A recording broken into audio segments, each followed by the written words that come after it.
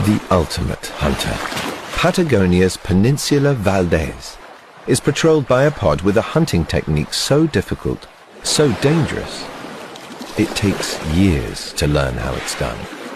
Every spring, sea lions come to breed on these Patagonian beaches, and young pups learn to swim in the shallows, out of reach of the hunters.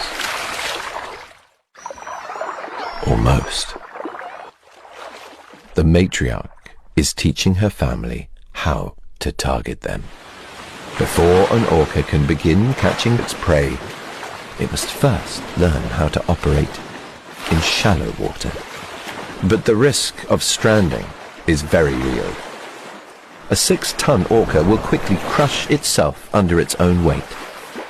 But if they struggle to refloat themselves, the matriarch is by their side to help them back to sea. Approaching the hunting beach, the matriarch stops vocalizing. She listens. She waits till the pups are in prime position, right in the surf, too shallow to swim to safety, and too turbulent to see her coming.